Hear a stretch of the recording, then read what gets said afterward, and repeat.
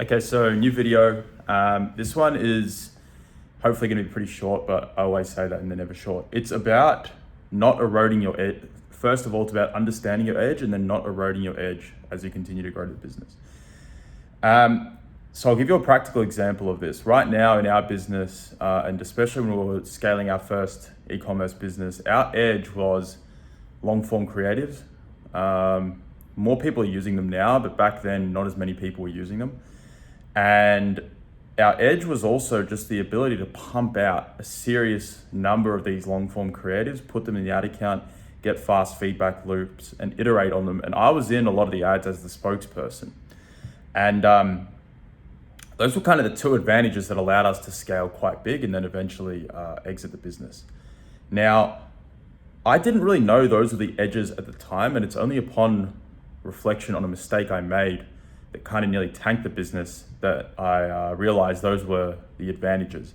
And I feel like I'm a lot better now at understanding what the unfair advantages in our business are and how we can apply them and how we can make money and whatever. But one thing that I did is, I went to a lot of mentors. I went to a lot of people who were doing bigger numbers than me. I went to a lot of people who were older than me, and a lot of them said the same thing, which was kind of the business book advice. It was get yourself out of the day-to-day, hire a team so you can sit on top of the business and make the correct decisions. Now that is all well and good, but it really depends on what kind of business you're running and where your unfair advantage lied. Because I'll give you a practical example of what happened.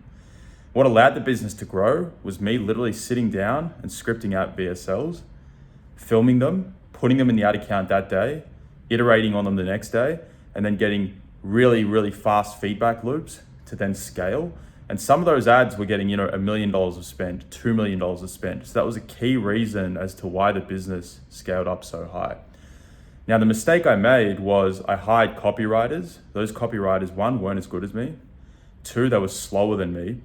Three, they weren't really as obsessed as me, obviously, because they're not business owners. They're not going to be incentivized to be as obsessed as me. So they're not in the ad account pumping out iterations and doing little tests and all those things. And what ends up happening there is that culminates into basically your advantage that's allowing you to grow and scale the business is now gone. You have no advantage. And that means you kind of, your revenue drops, your profit drops. So it got to a stage where we had a bigger team than ever. We had more departments, we were running meetings. It was like a proper business, right? But our revenue and our profit was as low as it had ever been. And the big lesson from that is, one, that you really need to make decisions based on first principles. Now, I'm not saying don't listen to mentors, don't listen to people who are doing better than you. Of course, you need to take their opinion into consideration, but you also need to have the ability to objectively look at the situation and make your own best judgment. And the second thing is a very, a deep understanding of what allows you to be successful in the business. And that's not to say not to hire where your edge is. That isn't to say that at all, but that is to understand that those positions are going to be the most crucial to hire for, right? So potentially I had to be paying more money, or potentially it just made more sense for me to actually go deeper in that area and strip away other parts of the business that didn't really contribute to the edge, right? That allowed me to get even better at my craft and hone my edge even more.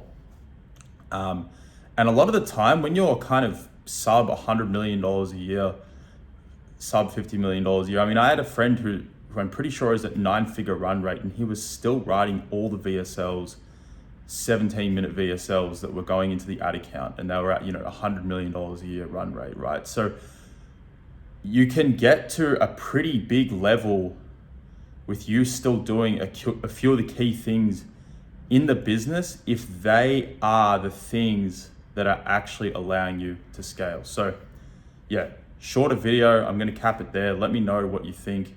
Comment, share, whatever.